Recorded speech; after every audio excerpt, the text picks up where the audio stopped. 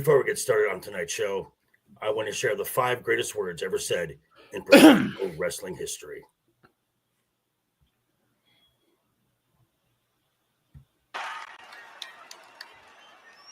Hey, Rock, go fuck yourself. Yeah. Welcome, everyone, to Wednesday night. It is Overbooked, your midweek midlife crisis, I guess, if you pissed off CM Punk. So we're going to go around the horn really quick, say hello. To my stage right here is the Jey Uso fan club president, party of one. It is the LeftEyeEgo. Ego, how are you today, sir? Man, dude, I'm getting over banger matches in the Elimination Chamber and a Rock and Raw, bro. I'm ready to talk about it. Let's go. All right. And right below is Hillbilly Matt, who's related to Hillbilly Jim in some way, I'm guessing. We both got really wide foreheads, you know. Okay, really wide foreheads. Got it. How are you, sir? Doing pretty good. Yeah, knock on wood. You know, we're doing pretty good. Right on. We got some folks in the chat already. Say hello to some of those folks here. We have our Wrench of Wrenches, who quoted the Dark Knight. Yes, I did say that. One of my better lines. I'm not gonna lie. Ego wants to coming in from the top rope, and then we've also got Thomas Preston here all night, folks. We're here all night, folks. That is true. Also, be sure to hit that. Be sure to super kick that like button. Share the stream with your friends, or if it's someone you don't like, share it with your enemies. Check all the links down below in the description. We've got all of our socials down there as well. And of course, I'd say you better subscribe or we'll bash in some skulls, right?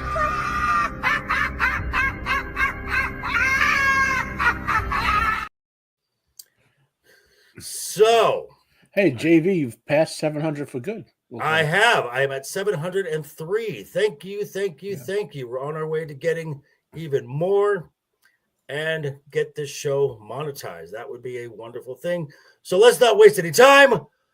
We had wow, probably the best Elimination Chamber shows in quite some time, as far as a PLE that was dedicated specifically to this stipulation match. Yeah. Now, I would say this from top to bottom, this may have been one of Paul Levesque's best PLEs, period. This was just a very solid show. Got another comment here. What do we got here? Oh, we got Jacob talking to Mr. Ego with the blink of an eye. Well, Jacob, he only has one. So, I mean, let's just... Had to save it. Right. So, we will save the elephant in the room for the very end. So let's just go in order here.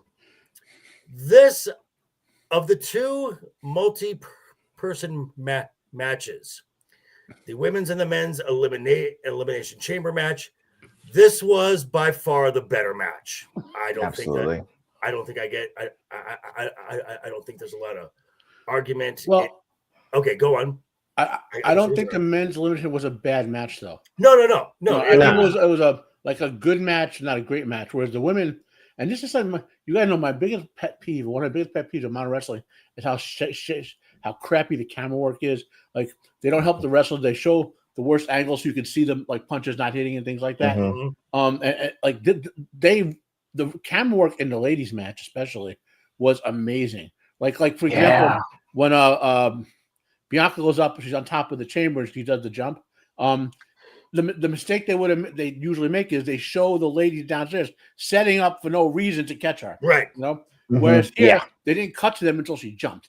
Right. And so the camera guys and the director were constantly on top of showing the proper angles for this all event, especially for the women, because the women need help in a match like this because they're not physically capable. You need a little camera work to help them, a little gimmick ring and all that sort of stuff. And I loved it. I was like, I really got into it. There wasn't the sort of jarringness that brings me out of it. The women in this match were all athletic and capable. Yeah. Skill wise, you can there's some issues, but all athletic and capable. The timing was good, and I enjoyed the match. Yes. And this match started off with a bang, with an absolute bang. Oh, yeah. So I'm just gonna, since Ego has been the Jade Cargill stand from when the show started, Yeah. got educated a bit. So Ego, I want to let you talk about what was your thought when you saw your former boo show up. Mm-hmm. I'm glad the camera's on me because I was going to request this anyway. I just want to say, Jade Cargill, baby, our plan worked, okay? You was going to get injured. I was going to fake being out of your fan club. I was going to say I was educated and I had been off the team, but I never left, okay? Jordan Grace means nothing to me. It was just kayfabe, like your injury. All right, I'm back on the train. I never left. I got to get my certificate of being in the fan club because I never left. I didn't tear it up, okay? It was all stunt. It's all stunt.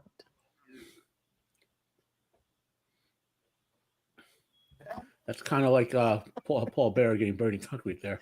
Right. Now, I will say this. This was by far the best Jade Cargill has looked in her entire professional wrestling run. Agreed. So, hello, Brad. How are you, sir? Evening, guys. You had a work thing or something? He's representing Naomi, who's a victim of Jade Cargill. Well, that murder scene? Yeah. I don't know if she's getting out anytime soon. I'm trying to get bail for her. It's brutal. Yeah. So, but yeah. So let me just give my take really quick, and then we'll go around because Ego has now professed his love again for Jade Cargill. Oh, thank God. Kayfabe the entire time. Kayfabe. All right. I thought this match was absolute, and this, especially this opening angle, it took all 7 women to make this thing work. Because you had to Bianca. I mean, give her an Oscar for that performance in the pod. Yeah, was just great. You had Alexa looking worried, Bailey looking worried. When Jade slammed that big sliding door? Oh God, yeah. Great camera angle, by the way. Onto Naomi's head. Yeah. If you saw Roxanne's face, she was like, "Oh shit!" Yeah. And then you had Liv, who at first was like, "No, it wasn't me, it wasn't me." And then it was like, "Oh, wait a minute, I told you all." And she's taunting Bianca while Bianca is just in distress. Wonderful. All right, Brad, your thoughts on the opening angle of the women's chamber match? That was a brutal beatdown. I thought it was well executed. I think we all knew it wasn't going to be Liv. So, I mean, I hate to say that this was all talked about last week, but it kind of was. It's not unexpected. I mean, clearly this got scripted out, and I don't think Joker got the script this time. But no, I didn't. Not this time. Just oddly accurate. But she sold the brutality of it. I mean, it was now. I guess this is consistent where Jade is still dangerous in the ring. We'll have to see. But actually in a good performance, because this is, like I said, this is the best she has looked in her professional wrestling. Well, the issue with Jade is not this type of stuff. It's actual wrestling. You know what I mean? So if they fix the wrestling part, because she's a legitimate woman powerhouse who still looks like a woman. Mm-hmm. You know, like Nia's a fake powerhouse. Bianca's a fake powerhouse. Jade legitimately is Bianca's a stud. Not like Jade or what was her face from NWA that's hurt now, who was with Mercedes. Camille. They're women who are on in the 1% club when it comes to genetics. They have the frame for it, you know. And so if they can make Jade actually be decent in the ring, not even great, just decent, they got something, you know, right? Something they've been looking for a long time. Mm-hmm. And And the good part was this angle actually took up almost that entire 5-minute segment that would have been Naomi and Liv. Yeah. So Naomi got carted out, and then with like 15 seconds left, out came Bianca. Hey, Mr. Akira. Hello, sir. And so then the Bianca came out, and there was the obvious interaction between those two. Once Roxanne hit, the urgency, the sense of urgency of the entire match picked right up, and it was just moving ever since then. Now, last week, Matt did talk about how no one takes a match with Bianca seriously because no one really uses that braid against her. Well, let's just say, word. I'm guessing Liv heard you there, Matt, because hilarious. Was this before or Good after? audio. It was now, with driven into braid. the chamber a number of times. Liv Morgan beating the hell out of Bella to her disadvantage. Did someone else get the hair too? I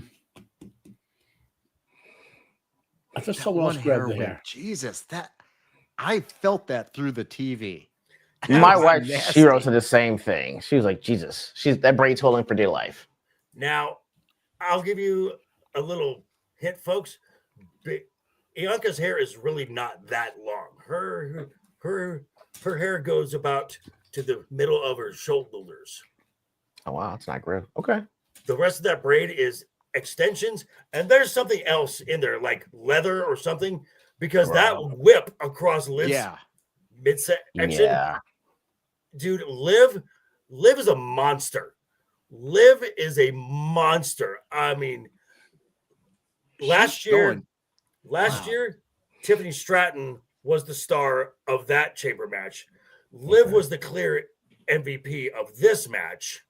Agreed. And if she keeps giving performances like this, as I have said, as I have said, she is not as I have said, she's not a main event WrestleMania main event talent. She keeps putting up performances like this. She will be. That's just my take. I went to Grok and typed in how badly did Jade Cargill beat Naomi. And I mean, it's in the second paragraph, sentiments from that post on X further emphasize the intensity, with you describing it as Jade being the dog shit out of Naomi. That's basically that's the exact word that Jim Cornette used. Yeah. Okay. Yeah. Beat the dog shit out of her. But yeah, so I thought the finish okay. I'm like, okay, yeah. I mean, I wanted Liv to win, Bianca, okay, but that'll bleed over into Monday, and we'll talk about that in a little bit. But we can also talk about, we can kind of go over, this was no match of any consequence, but it did exactly what it was supposed to do. Yeah. This was to give Tiffany Stratton a pop and to solidify her as a babyface.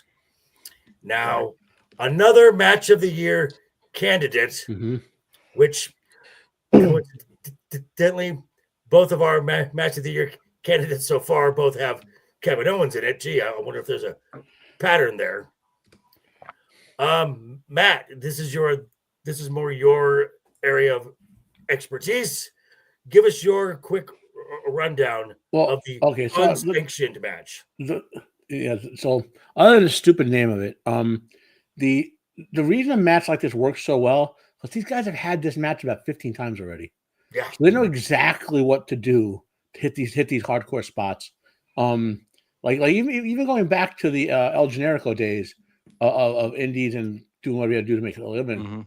These guys have worked with each other and like they've always obviously they're always working with each other. You know what I mean? But they've been they've been faces on tag teams.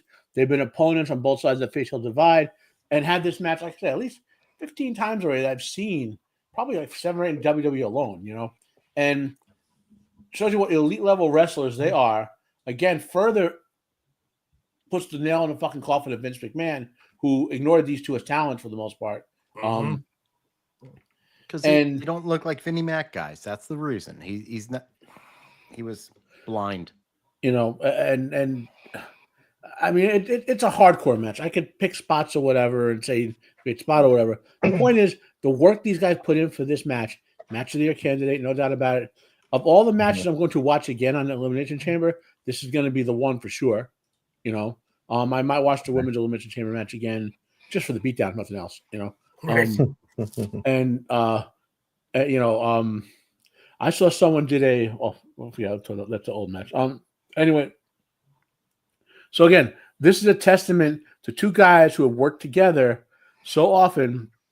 That's why Raven Dreamer matches were always great before Raven essentially retired for physical problems. You know, They had done this match so often that they know exactly how to hit the spots, the hardcore spots, the timing of it, how to do it without looking like you hurt the other guy without hurting the other guy. Because in real life, they're best friends. Right. You know, You know. You know.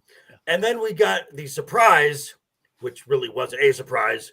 Randy Orton showing up, drops KO with the RKO. And then we kind of like, okay, it's coming. It's coming. Oh, no. Punt. Oh. The punt. The punt. Oh, no. We're going to save that for Mania. Brad,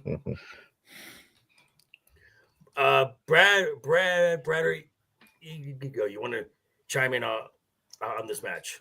Brad, you go first time. All right. Go ahead. Okay. I enjoyed this match. I enjoyed the match. Like you're saying, these are two guys who know exactly how to work off each other, how to pull off an effective, you know, solid-looking hardcore match. I just loved it when Kevin was biting his face. Just like, holy shit.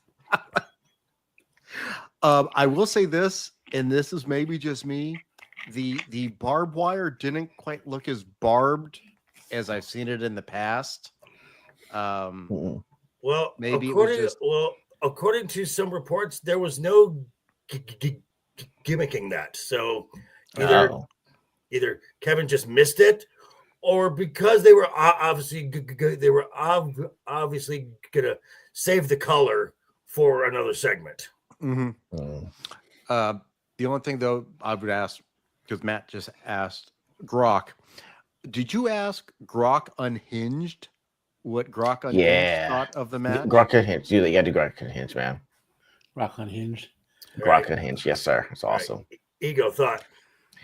Yeah, I thought it was an excellent match, and I still consider myself rather new to this because it's the first time I've watched this for a full calendar year, and the match was going great. But the minute he pulled out the barbed wire wrapped chair, I hadn't seen that to me, so that was fantastic. I thought You've never seen a barbed wire wrapped chair before? I have not. No, I usually see in one or the other, but not both. Just a baby. Wrap everything. Just a baby. I know. That's why I said I'm still technically new. Yeah, I was like, oh shit. It surprised the hell out of me. But yeah, I thought the camera angle was fantastic for Randy Orton's spot where he's about to hit up Kevin Owens, and then he gets pulled back by security.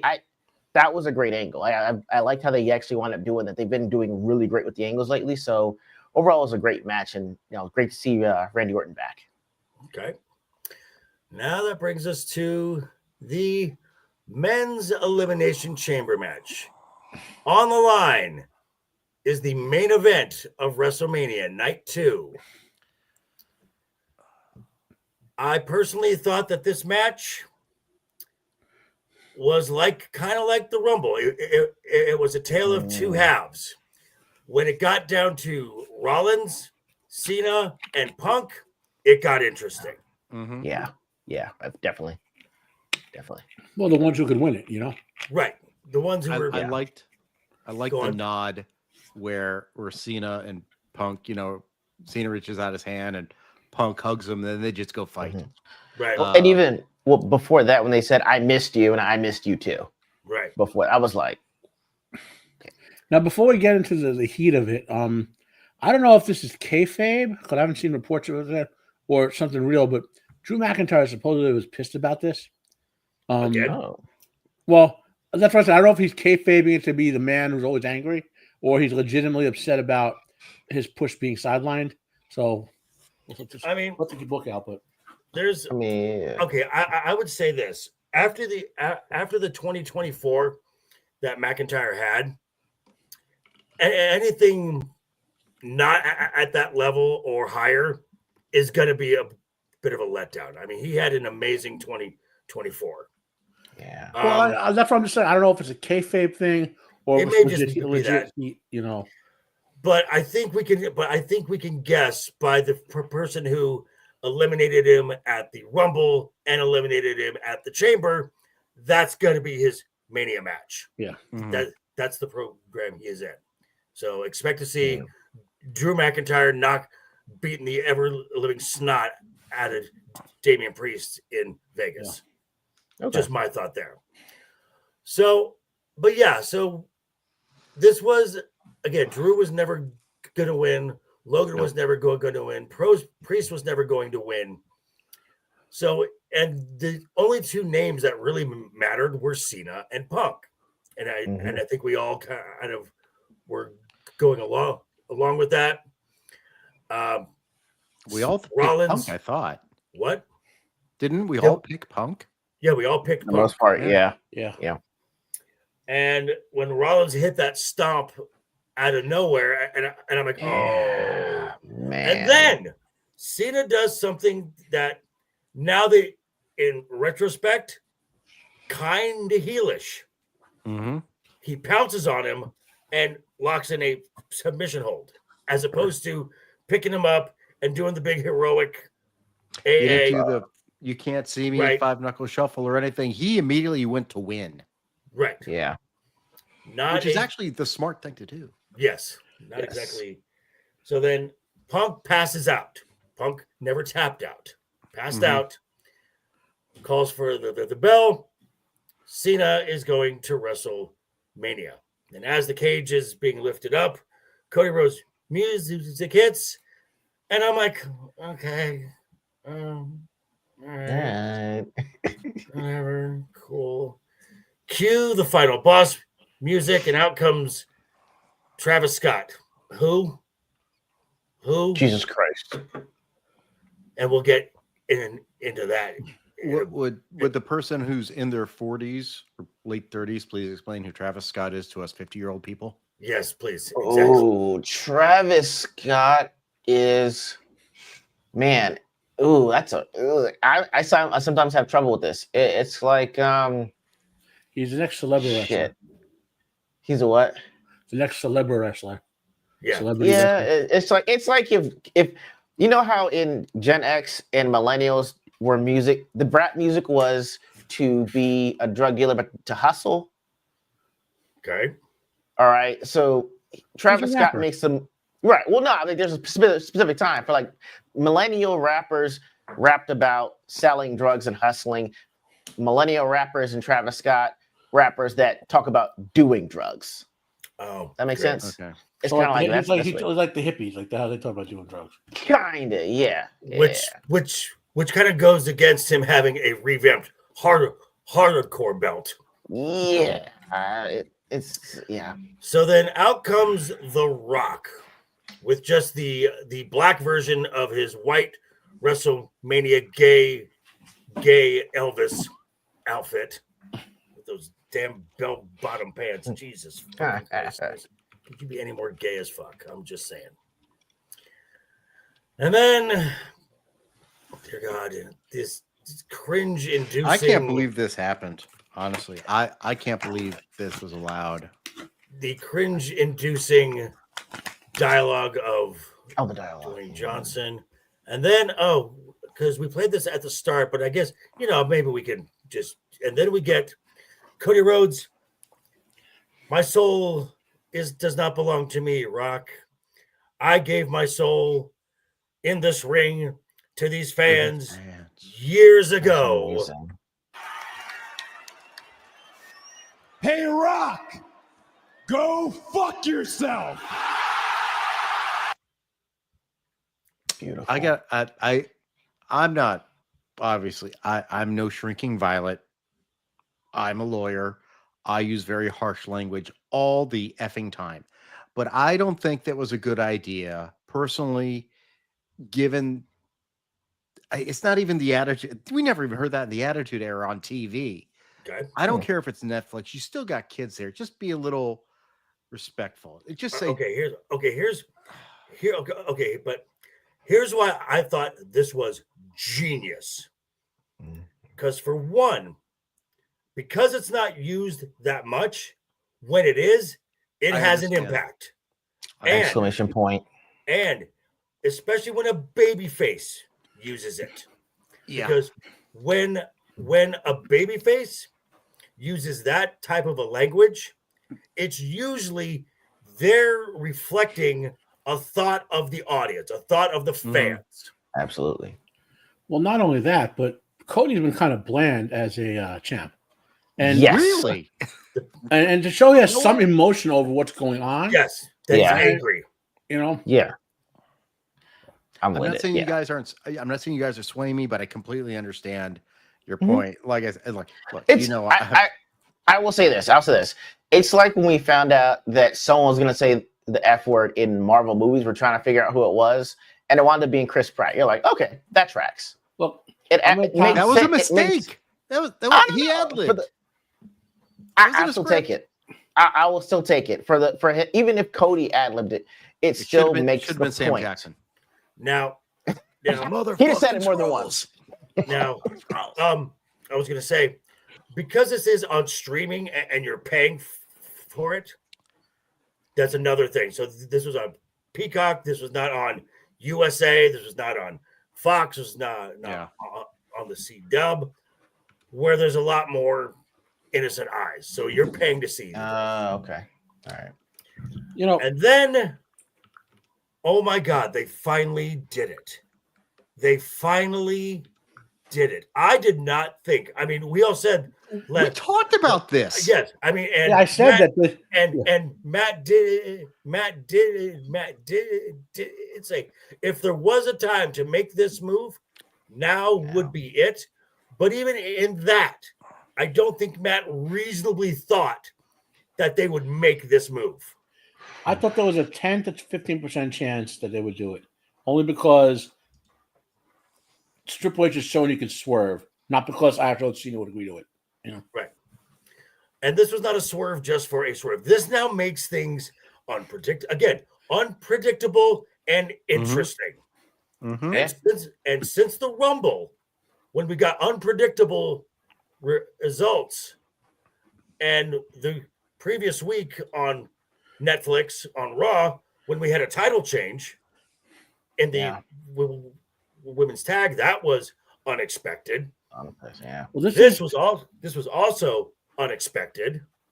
This is a top 5 all-time heel turn. Absolutely. Yeah. And Gotta be. Absolutely. this is Gotta Triple be. H saying, if you can Gotta see be. this, you can see anything. Yeah. Yes. So, and I remember us saying last week about B, that B is now in this John Cena category where there's no way that Bianca will ever go heel. You can't say that now. Nope. Everything is on the table now. Absolutely. And and the social media buzz about this. I mean, Boom. kids just legitimately crying. I mean, adults crying. I mean, folks who their first taste of wrestling was the PG era, and John Cena is their guy. Mm-hmm. In the last 15 years, the only thing that made more people cry, so to speak, was the Undertaker losing to Lesnar. Yeah. Spoilers. Yeah, for I the was- guys. More Yeah. shocked. I almost That's put the GIF, the meme of the guy in our chat, just like Right. that Has to African be up American there. guy is Yeah. just like his eyes are as wide as hell. And I'm just gonna say and I know that we said early on Cena's not gonna get 17.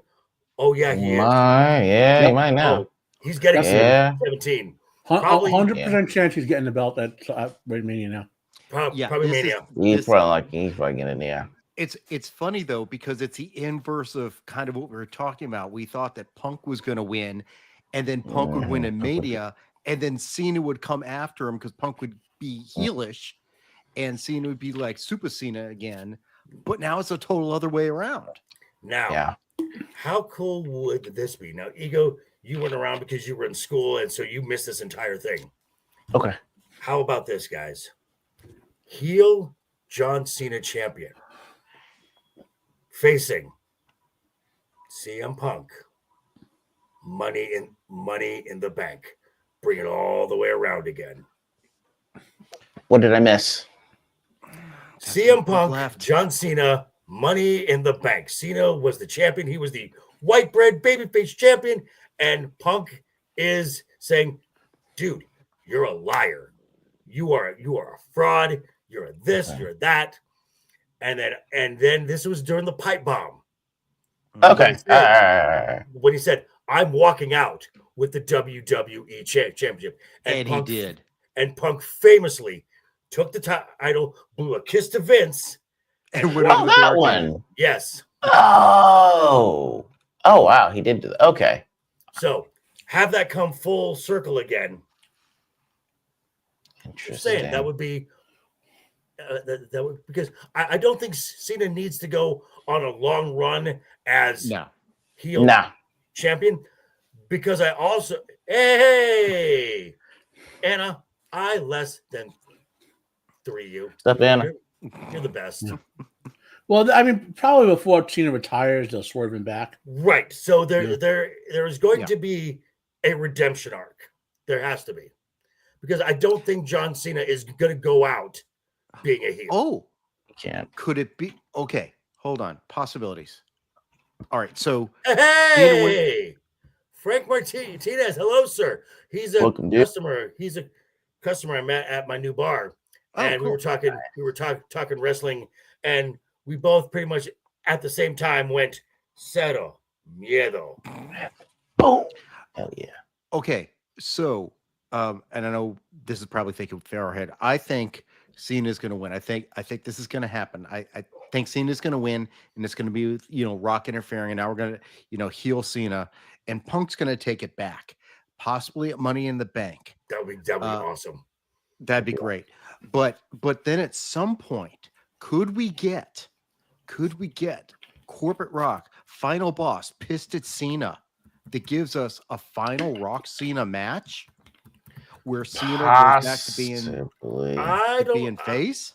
Maybe I don't know, because if Rock stays playing his heel character, and now Cena's trying I got betrayed. I betrayed everything. I betrayed my Make-A-Wish kids because I believed the lies of Dwayne, and I need to go back to who I am. And that's very possible. I don't care. Come out, Dr. Thugonomics, and beat the hell out of The Rock. That's very possible. I think I got it. I would see it more as rescue, is what they were trying to get Stone Cold to do last year at WrestleMania when they got the Undertaker to step in instead. I think he does a one-off thing where he saves someone and that's his final thing. I don't know if there's a big speech. I'm trying to figure out, even if he goes heel, if this is going to wind up being involving a change of wardrobe, because I know that from what I was told, absolutely. That's what I thought, right? Because the Murph. They want the Murph. Yeah, new merch. Absolutely. Yeah, merch would be awesome. Breakaway should be fantastic. Yeah, all the bright colors, that's gone. Gone. That's what I thought. Okay. Yeah. Okay. And it's gonna be Dark Cena, like Dark Brandon. And R-Truth, watch your back. He's gonna murder you in Minecraft. Oh, that'll be great with R-Truth. There's gonna be some angles on Raw with R-Truth. Massive heel heat then. because that's it. Because that's part of R-Truth's gimmick now. Because he's he grew up watching John Cena. He's older than John Cena. That's right. Remember, he was a kid watching John Cena. Yes, that would be awesome.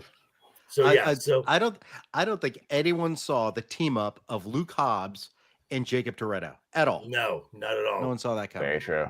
Now, very true. This bleeds into Monday night, where dear God, did that show start off hot? Boom. We had a vintage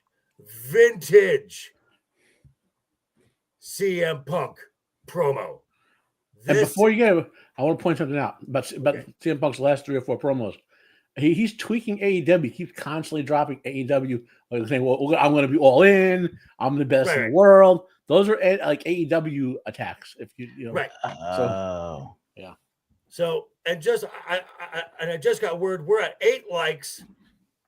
We're going for 9 weeks in a row of double digit likes. So we need 2 more. So if you haven't super kicked that like button, make sure you do it now. I say you better subscribe or we'll bash in some skulls, right?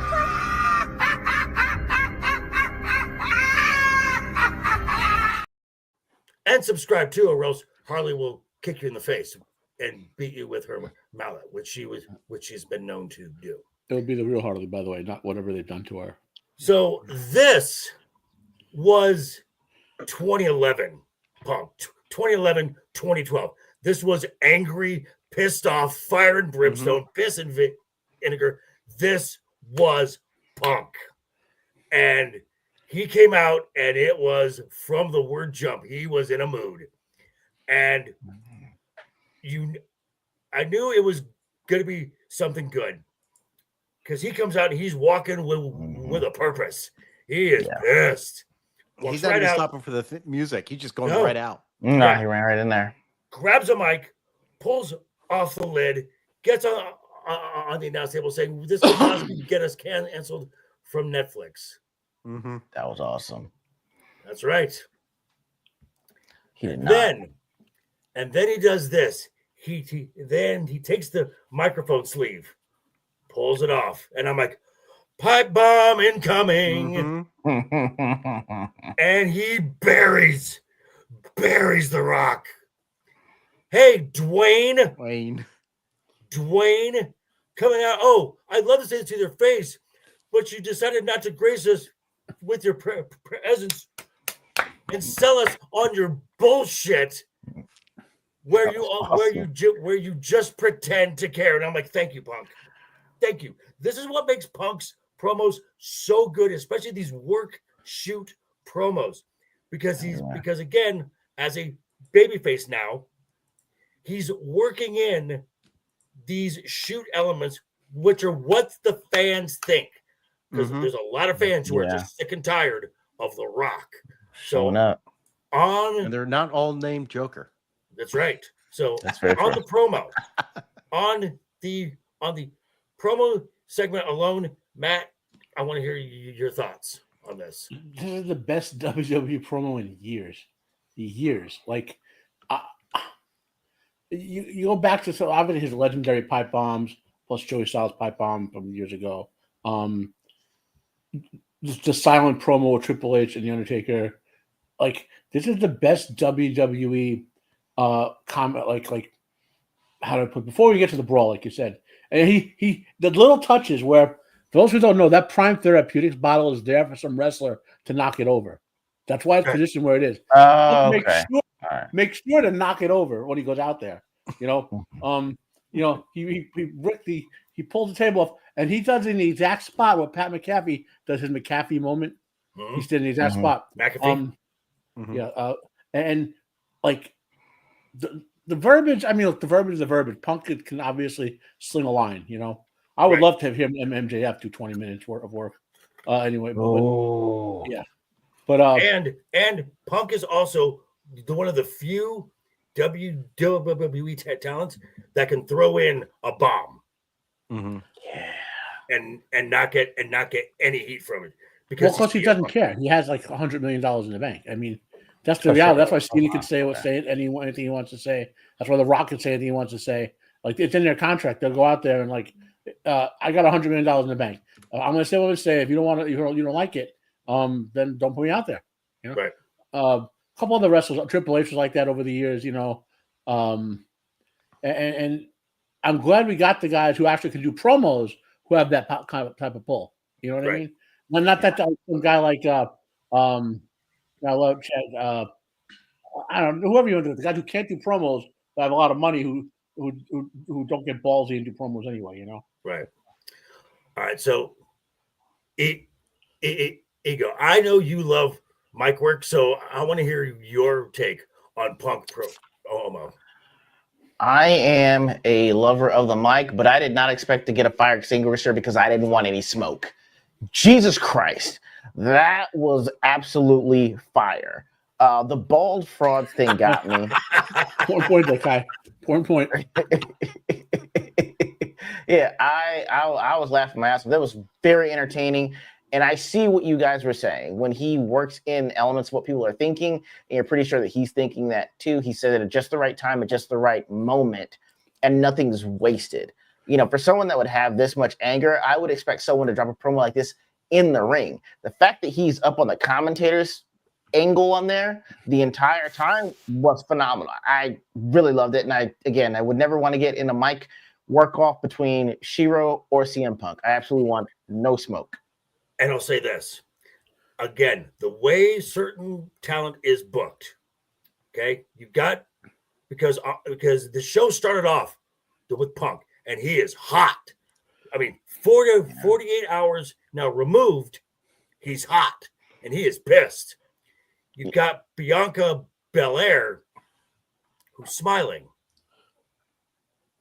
There's a disconnect there. Yeah, I will talk about. I guess we'll talk that when we get to it. But yeah, I noticed that too. I was confused. Brad, your thought on the Punk promo? Pretty much what I expected would happen. I mean, it is like I'm expecting it, and I don't know how. You know, again, there's some element that that in some aspect they talk about generally what they're going to talk about, especially someone like Punk. I don't think he's just like, I'm just going to go out and say whatever the hell. Yeah, I don't, even though he has. He goes out with talking points, no script. Oh, no, that's what I mean. Nice. He just says, hey, Paul, this is what I'm going to say. I'm going to hit this, and then he just riffs. I mean, it's literally like improv. You know, this is like the talent that Robin Williams had. When Robin Williams could be just throwing anything and he would just go with it. So you could just throw out like The Rock and you're like, that ball face fake ass. John Cena. He just knows what he does. He has that quick mind, which is not dulled. I mean, he's 46 years old and he's not as sharp as he was when he's in his 20s and 30s in the ring, but his mind is just as quick and probably better now because he has an even bigger grasp of the reality of wrestling, and he's able to really harness the voice of the voiceless to speak for the people. And I loved the Make-A-Wish line. Oh, yeah. Mechanically, the way these work is for wrestlers who can actually do shoots, is they just give them a list of talking points, like you said. Yeah. So these are things we need you to say, and you got 15 minutes or whatever, Yeah, go. And then they'll let them say whatever they want. And then this led to probably the one of the best, because we see this a lot in wrestling. The what are they called? They're called the pull apart brawl. Yeah. This was one of the best. This is the best against Brock and Undertaker. Now, there are flaws with it, which I'll mention. One of my pet peeves are the female referees, right? So there was a female referee out there who Jessica clearly the other guy kept keeping her out of it because they don't want to see them hitting women on camera. So they literally so that takes away from her character as a referee and participating. But she regained it. Well, I'm not saying that she needs to be slugged by Punk or whatever. Right. But she needs to be in the scrum showing that she can be a referee, Okay. And they kept it believable. Like for those who don't remember the Brock Undertaker, because Brock and Undertaker are big guys, right? So eventually the refs could keep them watch. So Triple H goes, send everyone, like calling the Marines in. And there's like 50 wrestlers trying to hold them apart. Obviously couldn't do that with Punk and Rollins because they're little guys, comparatively speaking. But for the work that they did, where they wisely used the shape of the ring, like Brock and Undertaker were fleeing guys off them and just charging like bulls. Whereas Punk and Rollins were like I'm giving, and then sneak around, dive and yeah. So it was well orchestrated brawl. The best since Brock and Undertaker. And then we're getting next week Punk and Rollins in a steel cage match. And I'm like, geez, since Punk has returned, he's had, of every match he's had that he's been in on TV, he's only had 3 non-stipulation matches. We had the strap match. Strap, Hell in a Cell, Yeah. Rumble. Now this one. Yep. We had the War Games, That's- Chamber. They Yeah. need Yeah, on sure. SmackDown. They need on SmackDown for KO to come out and say, "Where's Cody the Deuce T-shirt?" and say, "Where's your buddy Roman, Cody? Where's your buddy Roman when you need him?" I Fair. have Fair, a fair. feeling we're going to see Roman next Monday. Yeah. During that All match, right. which will All right. set up the triple threat. And the match on Raw right after this was the right side sort of match to follow the chaos that happened. The It was Gunther very orderly, no major Gunther story. Otis Good to match. top of the line, coming over a midliner, doing some sort of like building up a heel cred and all that sort Right. of stuff. Like it wasn't like a crazy out of control, like No. But low key, good match. Good match Yeah. between good. It showed that Otis has some Otis. skill. I mean, he's Yes, not it just did. comedic relief. Yeah. He's got some actual skill in there. Yeah. And Now and this it was this fun. episode of Raw for 2.5 hours only had 4 matches. There's a lot Wow. of story. There was Yeah. a lot of story, But in you this need match. that after Elimination Chamber. especially with these big angles. But they didn't just do 25-minute promos between the No. matches. They had small. They had Mhm. a lot of storylines getting told. Segments. That's my Segments. biggest complaint. Is not so much more wrestling, what you want to see, is not like 25-minute promo, 1 5-minute match. 25-minute promo. You have a mid card. You got to develop the storylines. What and to what I liked and to what I'm continuing to like are these cinematic vignettes. You had Chad Gable walking through the streets of Mexico in a freaking suit, and I'm like, Now, Chad, I don't not know. the best bet. I want to say something about that. I don't know if they're gonna have the balls to do it, okay? But here's what I would do with that angle, okay? Because it would pay off to the fans who know Pentagon Jr.'s story, okay? Is there's a mask in that box, and that mask Yeah. leads him to a Yeah. luchador Oh, yeah. mentor, okay? And the luchador mentor is Vampiro. Possibly. You Now, never know. Vampiro, for those who What? don't know, Vampiro, he's a lifetime luchador, and he's been in WWE. Yeah, I know who Yeah, Vampiro yeah. is. Yeah. So, but he's also Pentagon Jr.'s Dark Master. That is all from Lucha. Yeah, that'd be that's just awesome. Underground. That would be awesome. That angle was in What you mean multiple other storyline? federations. Storyline wise, like he Yeah. was like his. So Chad Which- Gable doesn't know that, and it's like Karate Kid 3. Remember how Daniel got trained by Terry Silva? Yeah, Yeah. and then Yes, Very me much. too. Yeah, Very yeah, much. yeah. Exactly. Very much. Yes. Amazing. Yeah. So this is going to be because Chad Gable doesn't understand luchadors. He's Well, already said because that. he is going to become the Lou Chad Orr. Oh no, So Vampiro sets him totally up. works for being an style ass. as my call, and then that would be what I would do it because this is a mid cut storyline. We it's not like a. And then we also know, speaking of Penta, since we mentioned, we also got word early Monday afternoon. Ray Phoenix is free and clear after quite a few an NDA and a non-disparaging agreement. He is free and clear from AEW. why would anyone Nice. leave AEW? I don't know. Not so sure. So here's what I think. And chat, thank you, folks. We're at 11 likes, 9 weeks in a row of double-digit likes. If we still have time for the show, let's see if we could tie our all-time high of 14 likes. If you have not liked yet, hit that like button. If you have friends who have not liked, get them here and get them to like this as well. But I can see. Here's a thought, because we know the LWO, which I find funny. The Latino World Order has a member who's not even Latino, Joaquin Wilde. That's what I thought. Okay. Yeah, he's not Hispanic. Didn't want to bring it up, but I was like, all right. Okay. Got it. I could see possibly You don't have to be Hispanic to be a luchador. right. El Generico. But here's a thought. WrestleMania match. Lou, Chad, or teaming up with the New Day Oh. versus Oh. Rey Mysterio and the Lucha Brothers. Yo, that would be nice. It's gonna be the trade war, the tariff war. Okay, I got it. Just saying. All right. It's a thought. Question. Yes, Does sir. that mean, do y'all think that Chad Gable's mask is literally gonna be like a flag of America on it? Circle That would like be what Hogan did? Please do it. Please That's do what I it. thought. No, yes, I Chad, was- I mean, hilarious. I Mr. was America, thinking use that. the actual Mr. America mask. Mr. Yes, America, that's what I that would be thought. great. That would be I was great. like, you have to. He's got to. It has to happen. Now I got to follow up on the Pentagon Jr. So Pentagon Jr. and Kaiser had a match on Raw. Apparently, that was a botch fest. What, last night? Was Oh, it last really? night? They had a segment. No, apparently was a full match that got cut or something.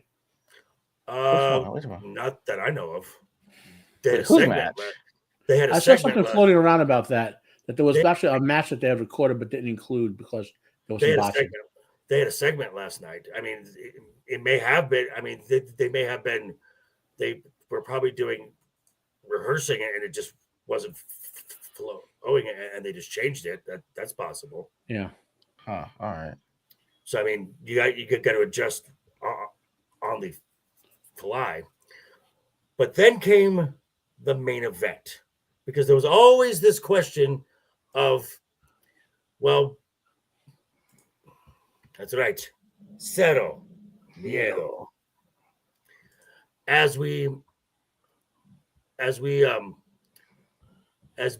who would Bianca face at WrestleMania? And we had a match that I thought was going to lead to a triple threat, because I thought this is where I thought Liv was going to win the chamber and affect this match because of the history and current history that there is with both of these two, and that is Rhea Ripley and Io Sky. Now, when the Bianca won, I'm like, okay, well, they're just going to job out Io, and that kind of sucks. Yeah. But in the year of 2025 and surprises, holy shit, Yeah. this came the most welcome surprise. Top rope, over the moonsault connects. Sky, cover, hooks the leg. Io Sky is the world. That Man. what the audience in Buffalo, because you saw a guy. We're on for about another half an hour ish, right? So, but you could always watch on the replay. So Definitely. So this is, and Kai, you're not wrong. This now became, these are shows that you need to watch. No, here's the thing. Like you want some champions to hold their titles a long period of time and Right. others to short term, and then mix it up, you know? Mm-hmm. So you told a story in the ring. Yeah. The overconfident champion Rhea, very cocky, with the clever and resilient challenger Io. Yeah. Now the crowd was completely over for Rhea at the start of the match. Yeah. Mm-hmm. They were chanting for Rhea. They were behind Rhea. Once Io does that kip up and does her little head thing, then it kicks into another gear. Yeah. And Io's work is what gets her over more than anything. Yes. Yeah. And then when you had a moment where, again, that suicide dive, Io is the best suicide dive by far, because you watch other folks and they'll slow down or almost stop before they make that dive. Io just goes At first. and then you had that announce table spot, the possible count out, and you got B in there. She's cheering them both on to get back into the ring. Io makes it by the count of 10. Bianca claps. Rhea is now distracted, saying, "Oh, you want her to win and not me because you're scared of me." Posturing. And then Rhea shoves Bianca, and Bianca, in kind, shoves Rhea back. And then Jessica Carr comes out and says, "This is a title match. This is not ending like this. You sit down, you get back in the ring." That's, again, a fine story because the referee is saying a title is going to change hands. This is not going to end in a DQ. This is going to be a clean match. Yeah. So, Rhea, again, the overconfidence. I'll see you at Mania, Bianca. Hurricane Rana over the moonsault. And because we've seen a lot of false finishes, the 1, 2, and you can see a guy in the crowd going 1, 2. Oh my God. The crowd was legitimately shocked. Yeah. Thoughts and reaction, Matt, first off. So obviously it was a great match. Not just a women's match, but a great match. But two of the top women's performers on WWE right now who aren't in NXT. I like the dynamics with the ref. Like you mentioned, I really enjoyed that. These two women had great timing together. I don't know how much. Obviously, we talked about before where they have different wrestling styles, and part of the skill of being professional wrestlers know how to intermix like your style with someone else's style. Correct. And these two did very well with it. They knew how to set each other up in a way. The camera work wasn't quite as good on Raw as it was on Breakdown. Like there was a thing where Io was in that reverse Texas Cloverleaf that that was awesome. And the get out was that Io used her leg throw into the turnbuckle, but you could see because of the stupid camera angle that Rhea actually jumped into the turnbuckle. Right. So that's the kind of complaints they get about that. But the ladies themselves, that wasn't their fault. That was the camera's fault. And then there's a spot like the nice spot where Rhea has her on her shoulders and she's slamming her head first into the ring, and then the announcer's table like a type of thing, right. And very well executed because those to protect yourself from those headshots.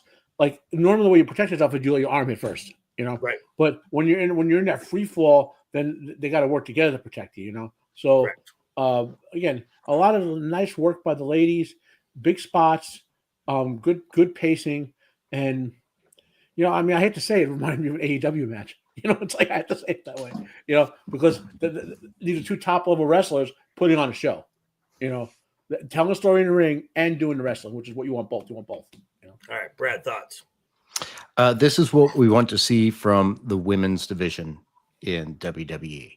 Maybe not everyone at this top level because you have two top level talents, but at least enough to make this want to care because people cared about this match.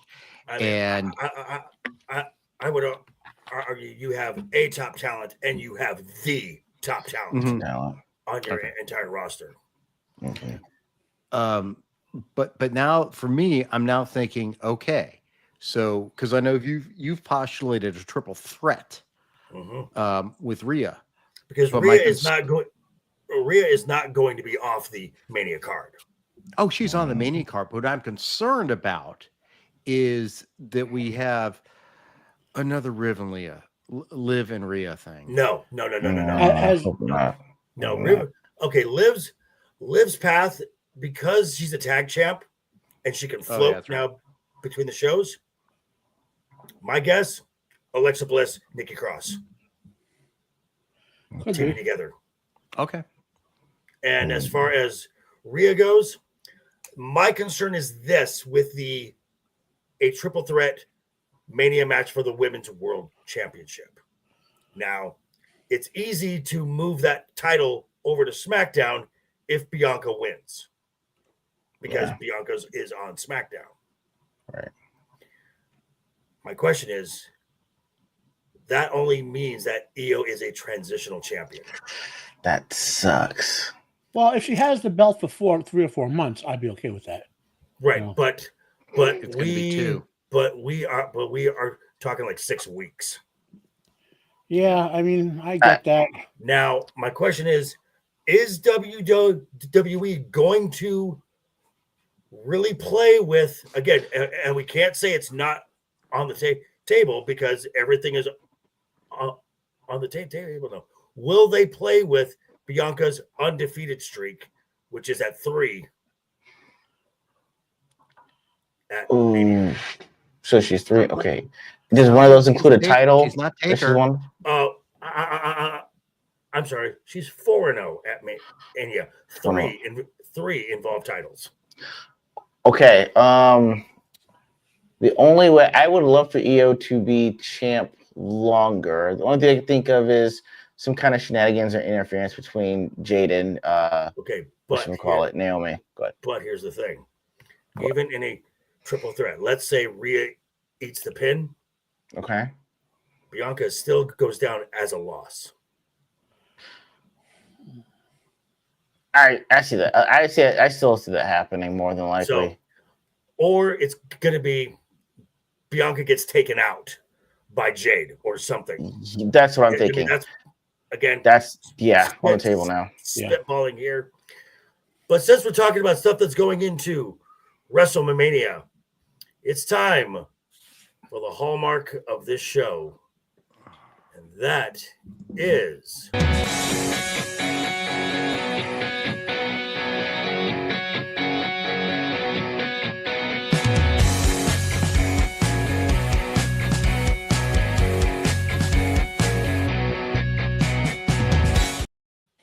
it is the Wednesday Night's Overbooked Top 5, where tonight, as we are merely continuing a theme we have, as last week was the top professional wrestling gimmicks not named the Undertaker. But since this is WrestleMania season and a hallmark of WrestleMania has been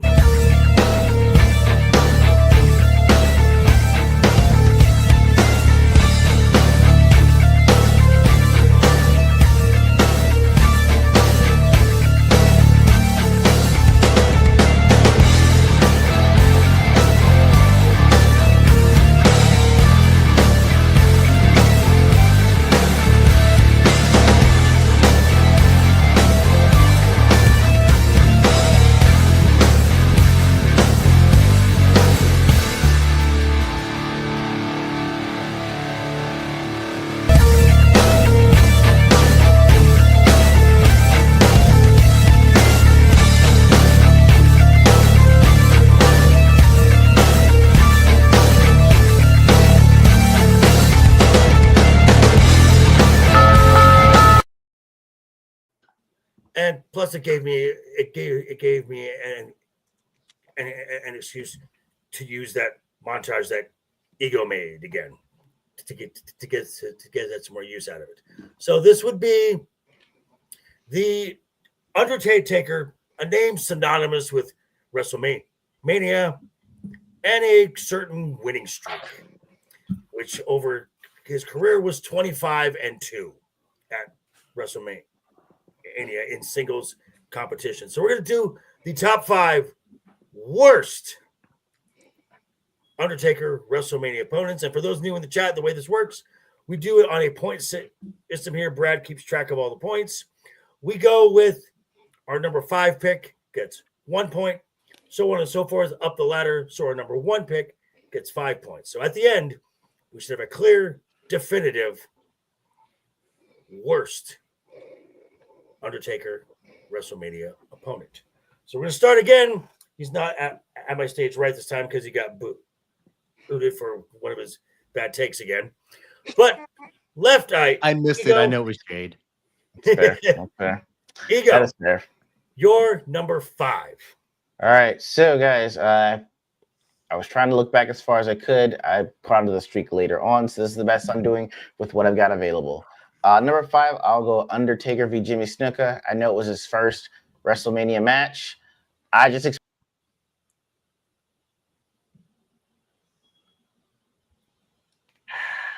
was just saying there's room for improvement. I was there, you jerk. So you're telling me you also have the 10 Commandments because you're that old? Yes. Okay, so this is a 50 only show at this point. Yeah. You have to be born when Nixon was president to be. Oh, It's absolutely right worth there. it. To be born, Sorry. you have to be born when Nixon was president to be on this show. Sorry. It came out of nowhere. That's all I got. Thank you, Fractured. Should Das boot it for this? I haven't booted freaking Okay, so Hitman yet. so- He can stay. so Ego goes with Snuka just because it was his first. Okay, That's very room for improvement. Brad, you're number 5. All right, I'm going with WrestleMania 28 triple. Oh shoot, I am on next week's, which I'm predicting is going to be the best matches. I'm sorry. Let me go with what I actually meant, not Triple H and WrestleMania 28. This would be 2 minutes of excitement. WrestleMania 34. You can't see this match Oh no. enough. We can't unsee this match. John Cena. This was what an ill-conceived idea this was. Cena did. I think he was not retired, just not working at this point, really. And he's like, I'm buying a ticket. I want to wrestle. And Undertaker comes out, and John Cena, I guess, is filled up on all the snacks, churros, and popcorn and whatever. So he's not ready in wrestling shape. And basically just get Taker 2 minutes doing all the Taker highlights. And it was 2 minutes of a waste of time with actually 2 legitimate talents that you maybe could have had a few years before a good match. Wow. I've mentally blocked that out of my head. Thanks for bringing that back, Brad. It was Dark Cena. Matt, you're number 5. It's the exact same match. Okay, Cena. Why? I mean, they had two. Cena, even though he hadn't wrestled regularly, he was still capable of wrestling. They could at least let them do a 10-minute sort of decent match. This was like a squash, literally booked as a squash match. Yes. Could have been on Raw, SmackDown in the middle of the thing. No one would have cared about it. It's like maybe they had another match planned for the Undertaker, but it fell through, so they put this on there so the Undertaker can continue his streak. The only reason I can think of this match was there. Gotcha. So your 2 are WrestleMania 34. My number 5 is the year prior, WrestleMania 33, against Big Dog Roman Reigns.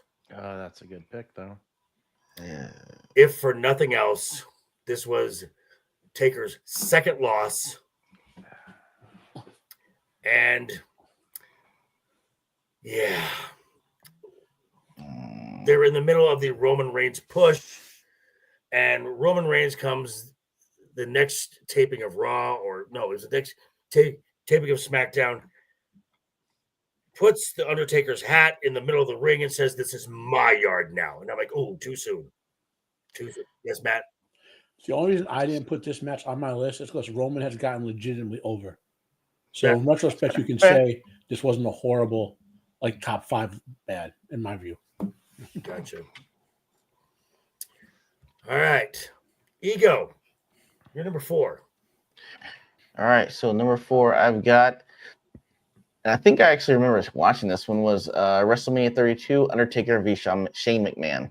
Mm-hmm. I don't understand what was happening. It was like, if I win, I got control of the company.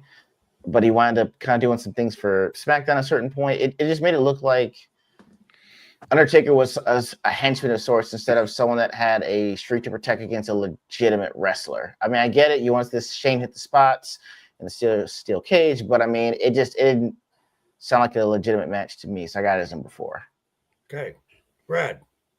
Okay, I need to correct Ego on something because I am also saying Shane, but it was not a steel cage.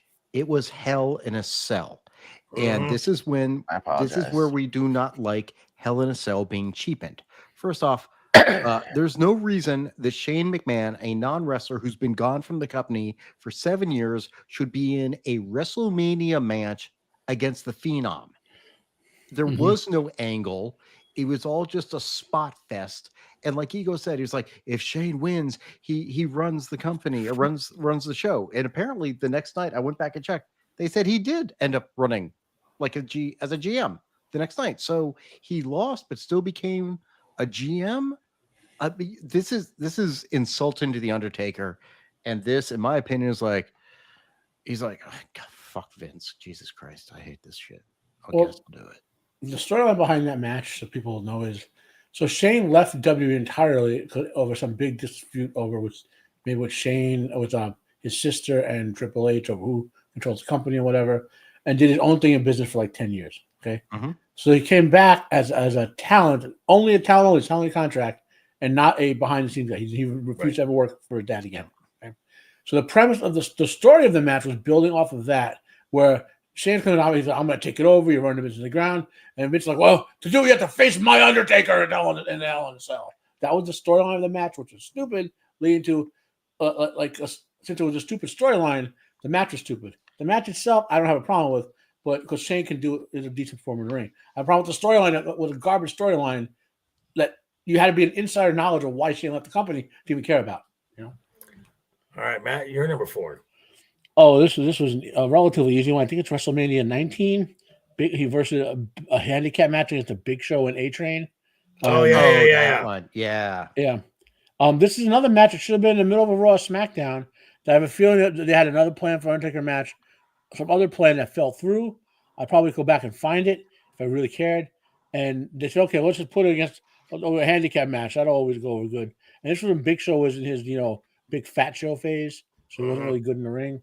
And A-Train was a decent performer. I'm not going to shit on him. Yeah, I'm not going to shit on him. Who right now is Shawn Michaels' right-hand man in NXT. Yeah. But again, lack of storytelling because I have a feeling, like Big Show versus Undertaker versus John Cena, that other plans for Undertaker that just fell through and had to fill it in with something.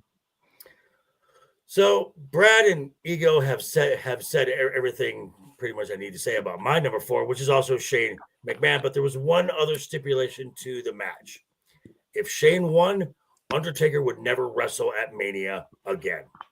That was the other. Oh, I forgot that. To that match, but yeah, this was Shane going, "Look, Dad, I can do spots in the ring too. I'm a talent." And no, stop. Okay, Ego, you're number 3. All right, number 3, I've got Undertaker v. Cena, WrestleMania 34. I know that's something you guys already brought up, but it was 4 years after the streak had ended, and it was only a reminder of what could have been had the streak actually been alive. And from what I recall, I think Undertaker's introduction was longer than the entire match. Yeah. I think that was true of WrestleMania 34. Most of their introduction was longer than the entire matches. Okay. I don't know what was on the water that Was night. that one of the last? Yeah. Was that a 7-hour one? Did that go 7 hours? That was the 35. This was like a 5-hour one, somewhere close. Okay. Yeah. Yeah, that's all I got on that one. Yeah. All right, Brad, you're number 3. My number 3. So the last 3, I actually went back and watched the matches. Oh God, I am so sorry, sir. So this is falling in line with my last one. Another Hell in the Cell. Big Boss Man. What was that? WrestleMania 15. This was just it's. I don't know what they were thinking. I don't think they had much of a storyline from what I recall. It was just sort of like, let's have a Hell in a Cell, and it just lacked anything.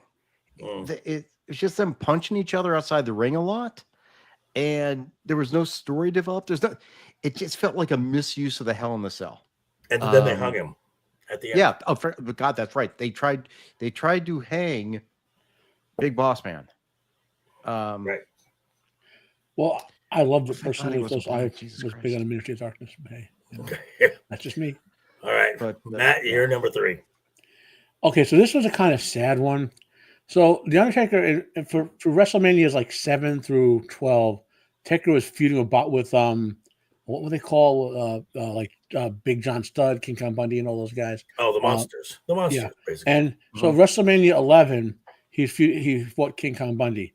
Now the problem was this is like Bundy. This is not 1980s King Kong Bundy, who was a pretty decent wrestler, safe worker, a little rough at times, but could be put in a decent match. This was like 5 years after she retired, body is falling apart, King Kong Bundy. And,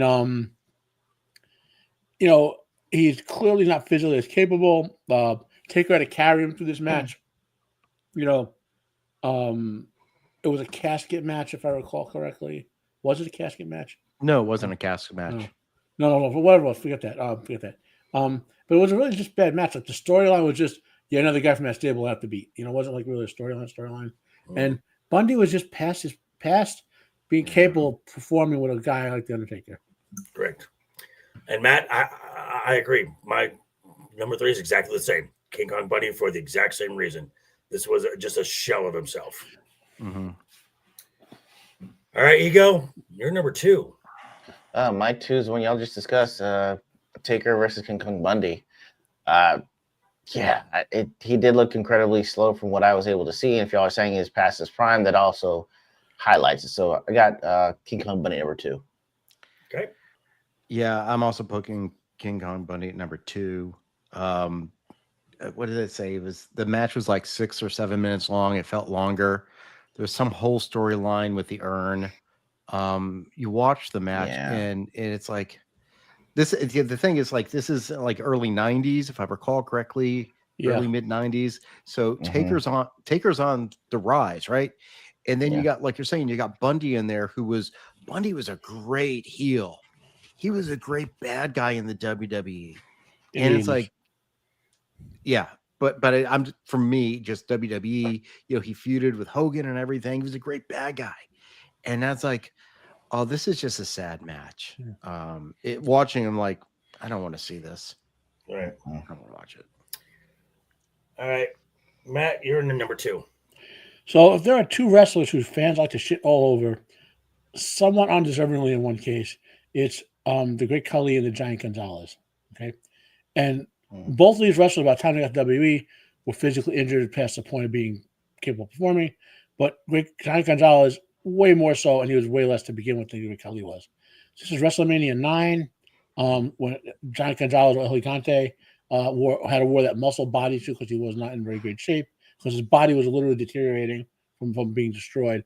He also wasn't a safe worker, you know, and he's basically a walking gimmick that Taker was trying to put over what would make him look okay during the feud. He almost ended the Undertaker's career in the match like 3 times, you know, and it literally ended with El Gigante trying to poison the Undertaker and get a DQ. Yeah, right. My number 2, Brad, was the same as your number 3, the Big Boss Man.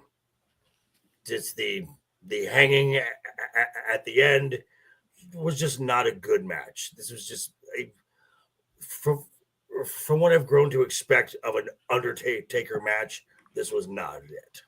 So you've already explained that in full detail. All right, we've come to number 1. Ego, you're number 1, worst Undertaker match. Taker v. Giant Gonzalez, WrestleMania 9, for all the reasons that Matt was saying earlier, and the fact that, I mean, he was barely able to walk, if I could recall it correctly, if it wasn't safe. And if we make fun of, like, the Yeti in WCW, I'm going to have to say the same thing about Giant Gonzalez. It's a terrible gimmick, so that would also put it number 1. But, yeah, for all the reasons Matt said, I got number 1. Okay. Brad? I also put Gonzalez at number 1 here. I don't think it'd be the same as the Yeti, though, because Giant Gonzalez had a career, and this is just the end of his career. So, and again, like I said, I went back and watched it. This was the one in front of Caesar's Palace. In the parking lot. In the parking lot. Like, anyone who's been to Vegas has walked through the freaking parking lot. Jesus. Okay, well, to be fair, Vegas has changed a lot since WrestleMania 9. That's fair point. But we've all walked Caesar's Palace. Yes. Yes. And we also talked about this previously being one of the worst WrestleManias ever. Oh God, it was awful. Which this obviously contributed to, and like you're saying, like Matt was saying, it's like there are a few times that the quote from Taker, I wrote this down. The matches with Gonzalez took years off my career. Yeah, that's what he said. Well, you're not wrong. It was sloppy and ugly, and then it was actually chloroform. I think it was trying to knock him out or something. I was like, oh, who came up with this? Is terrible, Vince. Terrible. Yeah. All right, Matt. But you're the number Seven one. Samurai is great to watch, by the way. So my number one is a hot take. That was a controversial pick, and it's not for the reason you might think. I I have an idea. Number Okay. one. Well, I've given a hint to it twice before, but so here's the thing: the match itself was arguably a great match. The feud was arguably a great feud, but the storytelling for long-term wrestling history was horrible. But when I say the next thing, even if I haven't mentioned the guy's name, you'll get what I'm saying. When you're a wrestler and you have Bruno had the title for like 11 years and dropped the title or whatever it is. When you drop that title or end that streak, it's supposed to be to a young up-and-coming legend who is worthy of getting the bump. Okay, and Brock Lesnar was not that guy. Okay, Shocking is Brock Lesnar. I love Brock Lesnar, the Beast. I like seeing him rampage and wreck people. Okay, the problem is Brock was not a full-time guy even in his original WWE run. Okay, now he came back. He was equivocating over whether he'd go to UFC again, whether he would just he wanted to go do movies at one point. When he did wrestling, he wanted to wrestle 3 times a year. Basically, he was not a full-time guy. Okay, and the Undertaker streak should have gone to a guy who was less than 35 years old, an obvious up-and-comer. And the reason why I'm okay in retrospect with Roman getting that victory 2 years later, because Roman got over, and we can say in retrospect, it's in the beginning of Roman's career he beat The Undertaker in a up and down. You know what I mean? We can kind of feel okay with it because Roman got over. But Brock, where's Brock now? I mean, I would say that the loss should have gone to Bray Wyatt. I don't dispute that. Seth Rollins, young up and comer who's still in the company. There's a bunch of other guys before Brock Lesnar. I know Vince wanted to pass along the beast of the WWE to someone that's what he wanted to do with it, but it didn't work out that way. And again, this isn't against the match, isn't against Brock, isn't against the feud. It's against the storytelling and the legacy of professional wrestling. Now, the Undertaker is losing his streak means nothing because Brock is gone, has no legacy. Right. So I just want to thank the chat. I've just been informed we have now hit a new record for likes in the chat. It's so badass. 16 likes. Thank you so much, chat. You guys are great. And I just cannot thank you guys enough.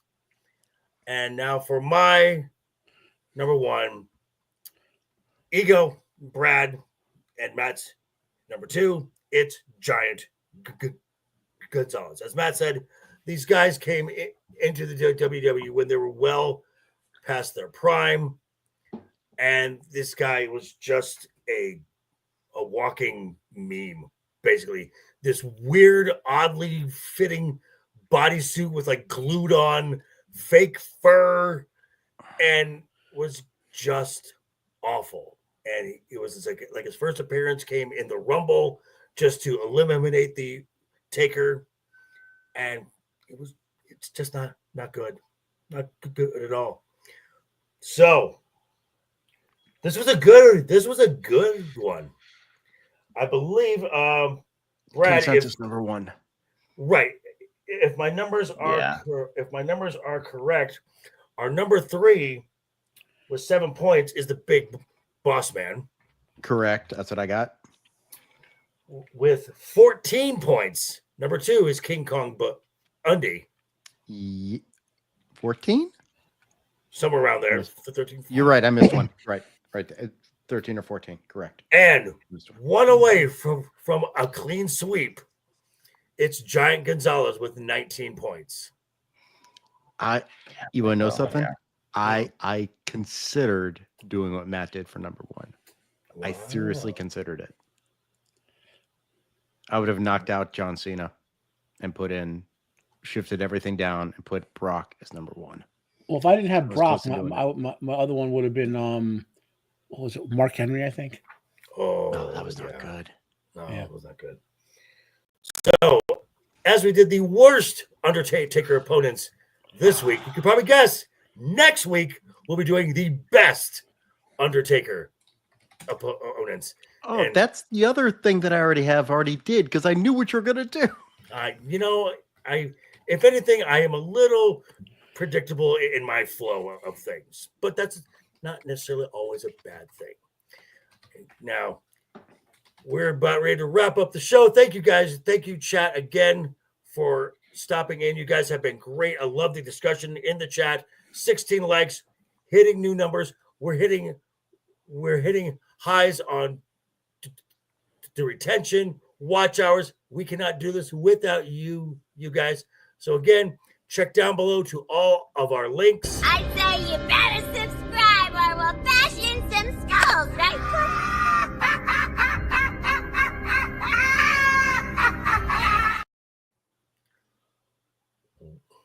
No, bro. Easy there, bro. Easy there, bro. Yeah. There's a guy on Twat who thinks that Vince Russo is the greatest thing that's ever happened to wrestling. He's not. No. That's what Vince Russo tells me. Torrie Wilson's leg basically happened in professional wrestling. I mean, Wow. I mean, the fact that, and this is why I don't give the Attitude Era as much praise as other folks glaze over it. When it's the brainchild and a reaction from Vince McMahon and Vince Russo, just saying. But anyway, Mr. LeftEyeEgo and his historically bad takes. Now that you're back on the Jade Cargill train, Jordan Grace is going to be coming after you, and she's closer to your size than Jade is. So I would be scared if I were you. What do you got coming up, sir? Well, first of all, I'm hoping that Jade and Jordan see eye to eye. You know, Evan and Ivory should live together in perfect harmony. All right, that's what I hope. That's what way to look eye to eye. Oh, Paul McCartney and Stevie I Wonder. one eye to others' breasts, maybe, but you know. Anyway, I got my show this Sunday with Shiro. Going to be talking what's been going on with the craziness all on the interwebs, as well as Shiro getting me so bad on a burn that I'm still recovering. So check it out on Sunday at 6 p.m. Central. And also, it's funny to watch Ego try and make Shiro do spit takes, which he needs help now. So his last one was a banger. So yeah, it was fantastic. So I check in on Sunday. Mr. Bradley Burnett, Duke Devil, what do you have coming up, sir?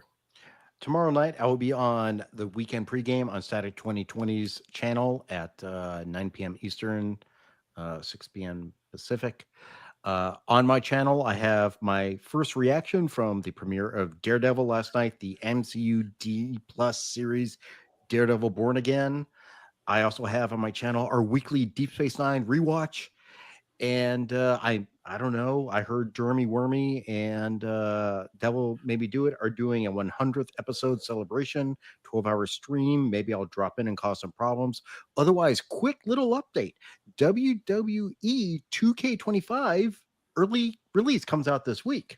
And they finally announced the DLC packs coming in July 2025. With the pack includes Jordan Grace and Penta. Nice. I'll get my copy downloaded probably Friday. Nice. I don't gaming. You're speaking in Greek to me. It's fun playing Universe.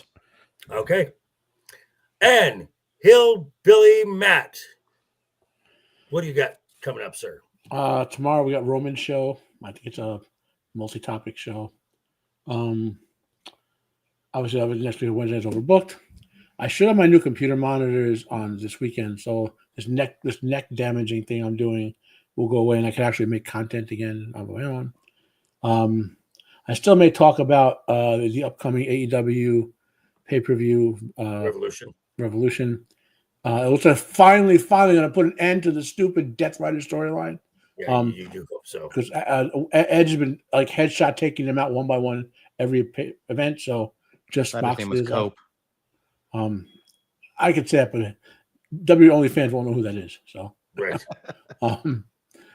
Trademark, copyright pending, Cope/Edge. You know, Cope. and if you go find it, Stephanie Walker explained why she chose to be in NXT versus Yes. WWE. Great interview. Yeah. Great interview with one half of the Dudley Boys, Ray. Bubba Ray. Yeah. Yes.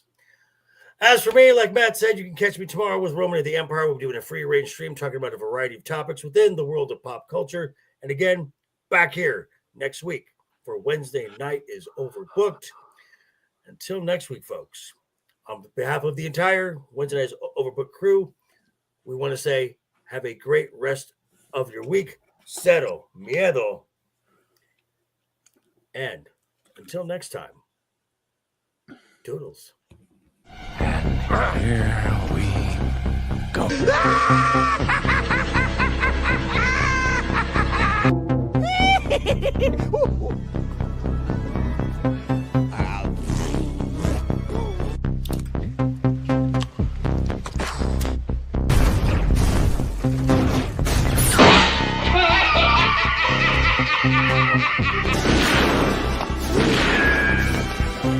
Is like gravity.